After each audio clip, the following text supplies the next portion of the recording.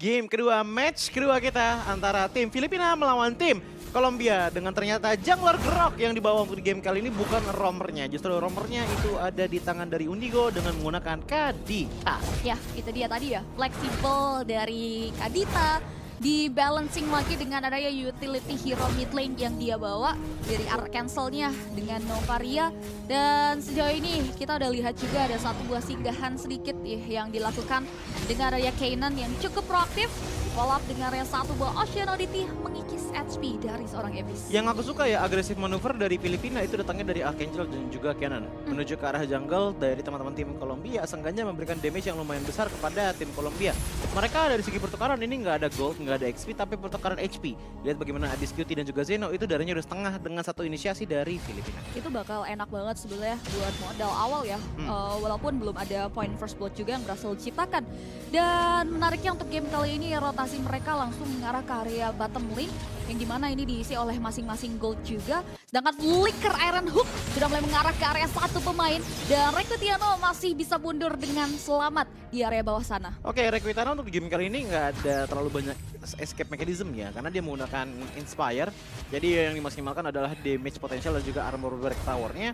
Cuma dengan pressure yang lebih besar di area bottom lane, ini tim Filipina sepertinya di arah gold lane akan cukup pengap nih untuk di 2 menit pertamanya lah. Iya, itu dia. Dia tahu betul ya bagaimana power late game insurance-nya tuh bakal mengarah ke area Requitiano. Sedangkan di sini Requitiano juga belum mau di all in, walaupun tersisa health bar yang cukup minim, dia masih bisa dapetin catapult wave minionnya, jadi keuntungan tersendiri. Sedangkan kalau melihat di menit kedua, belum ada skirmish yang berujung ke area adanya point first blood. Tapi Turtle yang pertama ternyata udah di setup juga oleh teman-teman dari PH. Bakal coba di follow up dengan adanya satu buah informasi yang harusnya didapati juga dengan area satu buah Brave Spectre. Follow up lagi dengan area Flicker, mundur mengarah ke area sang jungle, dan re-hit dari Filipina membuat Turtle berhasil diamankan. Ya, dan sejauh ini Turtle dari Season diamankan dengan menggunakan Groknya, dan ternyata Grok yang digunakan diamankan oleh teman-teman dari tim Filipina selama mereka nggak kena ke arah early pick off-nya. Karena tadi yang aku sebut bahwa tim Kolombia, apalagi dengan Shifu, tadi yang aku juga bilang, engagement dengan hook itu bakalan jadi salah satu power juga untuk Kolombia, dan ini udah mulai terjadi beberapa kali gitu. Alright, sudah ada satu buah Rogue Wave menenggelamkan ke arah Shifu, di follow up dengan area satu buah First Blood di menit ketiga dari Filipina. Ya, Flicker nggak ada, karena itu bener-bener cuma kayak 3 detik sebelum Flicker ada, dia udah tumbang duluan. Yang dimana sayang banget, namun ini seenggaknya menjadi salah satu good sign juga untuk teman-teman dari tim Filipina. Bahkan melihat dari segi XP-nya aja, rotasinya ini udah mulai beda rumah. Yang satu nih udah mulai diinhibit tertarat musuhnya, begitu juga dengan yang satu lagi. Bener, dua-duanya udah sama-sama lakuin cut wave minion ya.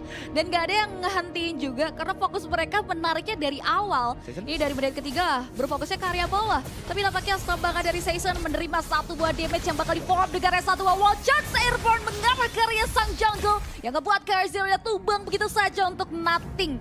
Kebetulan nggak ada Purify juga yang ngebuat akhirnya Zeno pun tumbang lagi untuk di arah bottom lane-nya. Sementara dengan hilangnya Zeno ini otomatis lihat deh dari segi gap goal antara Marigot dan juga Season.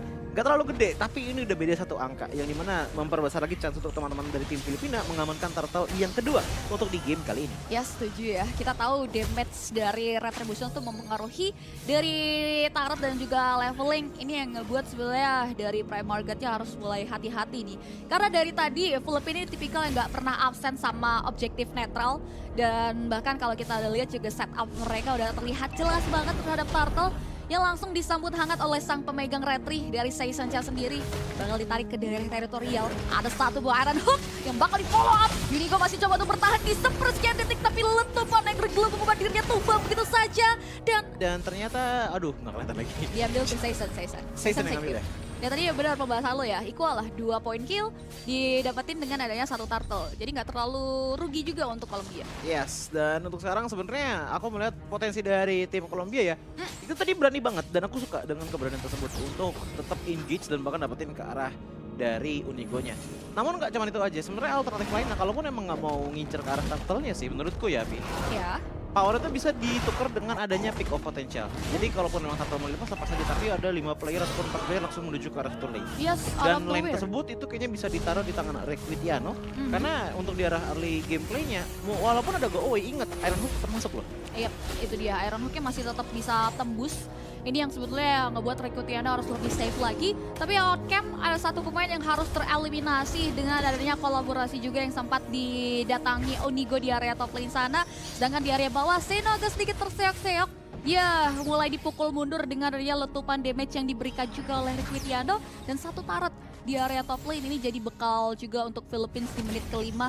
Dimana akhirnya ada bangunan turret yang berhasil disecure oleh mereka. Iya, dan ini sebenarnya dari segi kontestator ke depannya mungkin bakalan dikuatin lagi dari kedua belah tim. Dan ternyata hampir banget tadi ada gold crab yang diambil, cuman masih bisa diamankan. Unigo mencoba untuk bermain agak sedikit sekretif, cuman ingat ini rotasi dari Kolombia udah mulai rame nih. Tapi di arah bottom lane. Udah mulai meriah dan nampaknya Iron Hook-nya dikocek ya. Ada satu buah Ocean Raditya yang ngebuat dia nggak bisa langsung ketarik. Dan di sini Prime Mortgage-nya di follow up mundur begitu saja. Wow, Chance mengerah tepat lurus karena dirinya ngebuat dia harus langsung tumbang di tangan Recruitiano. Iya, seenggaknya otomatis dari sekitar turtle-nya ini bisa banget sih diambil oleh teman-teman dari tim Philippines. Yang ngebuat harusnya early gameplay power mereka. Ini bonus lagi di bottom lane yang udah mulai mereka push juga. Dijepit bahkan bottom lane. Udah mulai dipukul mundur ya. Dan nampaknya mereka nggak mau ngambil resiko. Karena memang pemukulan mundurnya berhasil begitu saja. Dipaksa untuk membuka karya Netherrealm. Bakal coba dipukul lagi dengan area satu buah Brave Spectre yang di follow up, di backup lagi dengan area satu buah Go Away dan teroutplay sudah. Dengan damage yang diberikan oleh seorang Kanan, dua pemain berada di posisi stay on positions yang untuk menjaga satu turret yang ada di area bawah. Itu lihat Kanan udah mulai dijepit-jepit di tangan dari Fredrinnya, namun sudah mulai bisa di backup juga oleh Unigo. Dimana otomatis tidak ada pertukaran korban jiwa dari tim Filipina dan bahkan bonus 2 kali lipat. Gak cuman bisa nge-push ke arah bottom lane turretnya aja dan numbangin ke arah Eto, tapi juga bisa mendapatkan turtle-nya. So, clean sweep harusnya untuk teman-teman dari tim Filipina. Yep, clean sweep ya. Turtle-nya. Turtle-nya perfect berhasil diamankan oleh Seishan. Tidak ada vision tambahan. Kali ini tidak ada pertukaran yang pasti juga. Sedangkan dari teman-teman Kolombia, ruang mereka juga udah mulai dipersempit. Lihat ada satu buah Black Shoes yang dikeluarkan di denial. Tinggal ada satu buah Rock Whip yang masih dijegal oleh Zeno yang masih selamat. Udah mulai ditebak-tebak ya tadi ya. Pergerakan dari Love Wave-nya, cuman lihat bagaimana dari tim Filipina 6-1 untuk sekarang dengan net worth di angka 5.000 defenses. Yang membuat tim Filipina sepertinya udah mulai snowball juga, tapi tadi satu player dan ternyata Recruitiano tumbang dengan cukup cepatnya membuat damage potensial dari Filipina lumayan di down untuk di menit 8 kali ini. Yap, nggak bisa bertahan lagi, no escape tools, dan nggak ada penjagaan yang ngebuat Recruitiano hilang tanpa ada pertukaran. Dan di sini kalau kita lihat juga dari area sisi top lane keadaan masih cukup kondusif. Switch lane mau nggak mau harus dilakukan. Tidak ada lagi turret yang bisa dijaga oleh Zeno juga di area bawah. Keadaannya juga udah mulai cukup krusial buat tim Kolombia. Karena mereka untuk masuk ke area turret ini masih belum ada jawaban. Belum, karena emang dari tim Filipina mainnya benar-benar sabar banget, disiplin banget.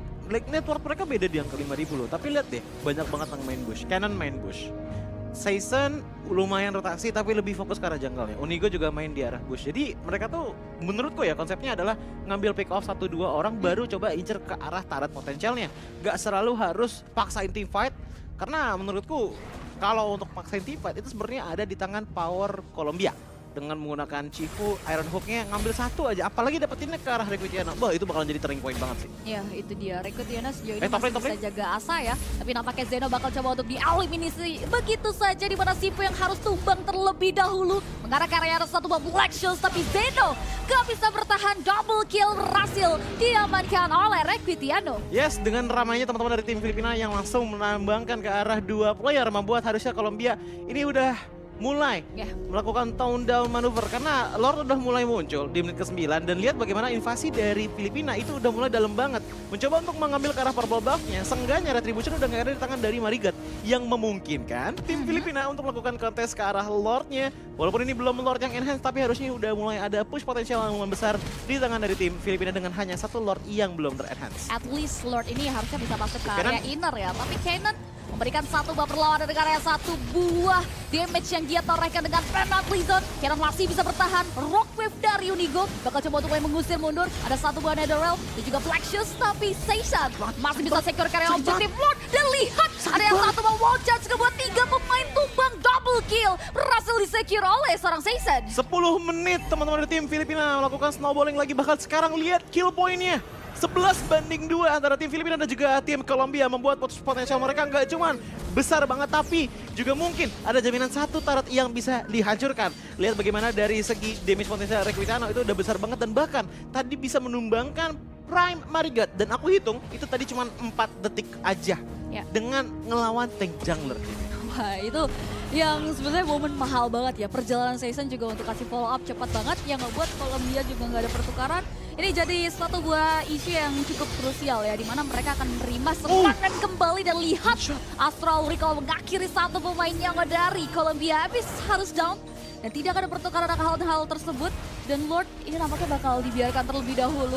Di-clear oleh teman-teman dari Colombia. Pasti sudah mulai diaktifkan. Tapi bakal dipaksa dengan ada satu buah pengawalan. Turret yang ada di area top ini bakal hancur. Wah ini rugi bandar sih, 11 menit dari segi turretnya udah hancur. Mid lane juga udah mulai bisa di-push dan bahkan bottom lane dari minion wave Filipina itu juga masih ada. Jadi push potensial 3 lane ini bakalan terus berjalan sih oleh teman-teman dari tim Filipina. Apalagi kan inhibitor yang di arah top lane udah hancur, seenggaknya super minion udah bisa diluncurkan. Membuat adanya distraksi yang makin besar lagi dan membuat dilema juga dari Colombia. Defense-nya mau di arah mana? Nah itu dia pertanyaannya yang harus dijawab ya. Game level dari kedua belah jagalnya juga udah jauh terpaut di angka 4 atau 3 level di sana. Dan teman-teman dari Philippines juga udah maksimalin potensial Lord dengan hilangnya 3 base dipangkas habis.